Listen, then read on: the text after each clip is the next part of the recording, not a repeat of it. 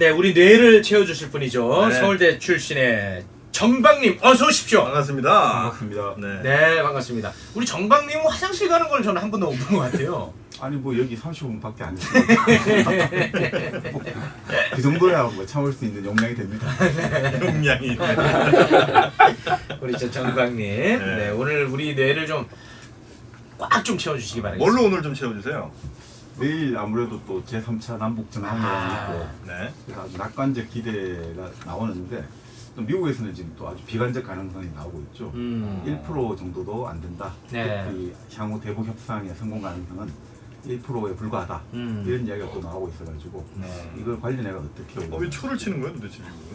초를 친다기보다 뉴요커라고 미국에서 나름 권위 있는 잡지인데 그 잡지 보도에 따르면 폼페이오 국무장관이지 않습니까? 네. 그 폼페이오 국무장관 폼페이오라는 분의 이름이 많이 나오고 있는데 네. 폼페이오 국무장관은 한국으로 보면은 어느 위치에 있는 분이에요? 바로 강경화 외교부 장관. 아, 외교부 장관이구나. 지금 현재 우리가 보면 당장 내일 남북 3차 정상회담이 열려가지고 아주 이게 좀 장밋빛 전망을 가져야 되는데 네. 바로 하루 이틀 전에 이런 보도가 나오니까 네. 재뿌리게 하는 것도 아니고 좀 기분이 좋을 수는 없죠. 안 좋죠. 네. 그렇군요. 일단 이제 내일인데 제 3차 네. 남북 정상회담. 일단 뭐 하러 올라가는 거예요? 그 가장 중요한 건 아무래도 그 문정인 특보라는 분이 있죠. 아, 네. 네네네. 네, 문정인 특보라는 분이 이제 지금 문재인 대통령의 외교안보 정책을 밖에서 주로 많이 홍보를 하시는데 이분이 외신과 이제 기자회견 한 걸 보면 비핵화가 최대 의제다. 비핵화. 네, 비핵화와 그리고 남북한의 군사적 위협이 있지 않습니까? 예를 들어 지금 NLL 있죠. 북방 관계에서 서해안 NLL이라고 하지 않습니까? 그 NLL을 좀 평화적인 수역으로 만들자. 그런 어떤 제안이라든지 그리고 우리 DMZ 안에 그 GP 있지 않습니까? 네. 감시 초소를 서로 사고 철수하는 방안들 이런 것들이 좀 주가되지 않을까. 그리고 좀 북한이 원하는 게 있지 않습니까? 경제, 남북 경협이라든지 이런 거 활성화되는 네. 그 차원에서 북한이 항상 요구했던 게 책임 있는 결정권자들이 좀 당부를 해달라고 했는데 지금 이제 SK 최태원 회장이라든지 삼성. 그리고 삼성 이재용 부회장 이런 분들이 이제 이번에 방북 그 수행원의 명단에 포함된 거죠. 일단 그 경협 같은 경우에는 북한에서 원할 테고 네. 비핵화 같은 경우에는 우리가 원할 텐데 네. 이거 어떻게 잘 되겠습니까? 그러니까 사실 이제 영국의 이코노미스트라고 아주 이제 권위 있는 잡지가 있지 않습니까? 그 이코노미스트 같은 경우는 북한은 정상회담을 쇼 비즈니스로 활용한다. 그런데 이번 회담 같은 경우는 문 대통령이 아주 중요한 의미가 있다. 이번 회담에서 과연 피스메이커가 되느냐 안 되느냐 이게 정말 중요한 기회인데 최근에 그 남북한 연락사무소를 개성에 설치하는 것도 네. 상당히 미국 쪽에서 좀 견제구가 많이 날라왔잖아요. 아. 이런 것들이 과연 좀 될 거냐 이런 문제는 좀 의구심이 있습니다만 문제는 또 미국이라고 해서 함부로 우리에게 모든 걸 다 지시하고 뭐 명령하고 이런 관계는 아니지 않습니까? 만약에 그런 문제들로 인해 가지고 동맹 간에 자꾸 입장 차이가 드러난다면 그게 관계 악화로 이어질 때 미국 국익에도 바람직하지 않으니까 그런 것들을 어떤 식으로 이제 풀어낼 건지 그게 한번 아무튼 이제 우리 쪽에서 올라가서 핵 이제 없애는 쪽으로 좀 힘을 좀 모아달라 이렇게 이제 얘기할 텐데 네. 그거에 대해서는 정확하게 OX로만 좀 대답해 주세요. 쉽게. 네. 네. 아니 여기서는 이제 가장 원하는 게 우리 동시적인 조치가 필요하다고 보는 거죠. 동시적인 조치. 동시. 예, 뭐예요? 그러니까 북한은 예를 들어 가지고 최소한 핵시설 리스트를 제시해라. 우리가 갖고 있는 핵시설 있잖아요. ICBM이라든지 네. 그 핵을 만들어내는 시설들의 리스트죠. 어느 지역에 뭐가 있다. 이런 거를 제시해달라. 아, 일단 북한한테 그걸 요구한다고요? 아무래도 그 정도 일단 리스트가 먼저 나와야 되죠. 당장 폐기까지는 안 가더라도. 그리고 그 다음에 미국에 대해서는 지금 북한을 옥죄고 있는 여러 가지 제재 조치를 그거 좀 풀어줘라. 완화해달라. 이런 것들이 동시적으로 이루어져야지 서로 신뢰를 가지고. 그거 우리가 이제 중재자 역할을 하는 거군요. 그러니까 양쪽에서. 이게 중재자 역할이 되는 건. 이재용 부회장 네. 이제 같이 올라가지 않습니까? 네, 네, 네. 그거 우리가 어떻게 봐야 됩니까? 이 대한민국 땅에 가장 많은 부가 만들어진 게 삼성이나 현대 재벌 그룹이니까 네. 가장 많이 손해 보는 사람이 전쟁 안 일어나게 가장 많이 노력해야 되는 게 당연한 일 아니겠습니까? 아이, 그건 너무 저 선의에 의한 그러니까 해석인 일단 것 같고. 북한은 삼성 오기를 강력히 원하고 있고 그리고 이제 우리 정부도 북한에 뭔가를 요구하려면 그런 요구들에 대해서 약간 좀 반응을 해줘야 될 필요가 있고 그래서 삼성한테 얘기를 좀 하긴 했겠네요, 그죠? 같이 그래서- 가자. 근데 그건 뭐 우리가 그 흔히 말하는 남북한 경제라는 것들이 지금 우리가 냉정하게 바라보면요. 우리 한국에서 한반도의 평화를 이룰 수 있는 가장 좋은 방법은 지금 전쟁을 통해서 하면 우리가 잃어버릴 게 너무 많지 않습니까? 그럼요. 그럼 어떻게 해야 되냐면 북한과 남한을 경제를 끌어들여 가지고 북한을 어느 정도 살게 해주고 남한과 북한을 한 몸으로 만들어 가지고 북한도 이 체제에서 벗어나지 못하게 딱 만들어 버리는 게 제일 좋겠죠. 그러니까 이런 남북한 통합 경제 체제를 만들어 가지고 북한으로 하여금 이 경제 체제에서 우리도 정권을 유지할 수 있고 체제를 유지할 수 있다는 희망을 주고 그 동시에 핵무기가 아니더라도 충분히 이 체제에서 우리가 살아갈 수 있다는 느낌을 주면 되는 거잖아요. 네. 느낌과 그 확신을 주면 되는 거잖아요. 그런 측면에서 우리는 경제를 가지고 한민족 예전부터 노태우 정권부터 한민족 경제 공동체라든지 굉장히 중요하죠. 번영이라는 말을 제시한 이유가 핵이 아니더라도 얼마든지 당신들의 체제를 보장하고 생존을 보장할 수 있다. 이런 메시지를 우리는 일관되게 제시하고 있는 거죠. 네. 사실. 그럼 이제 뭐 우리는 이제 뭘 해야 됩니까?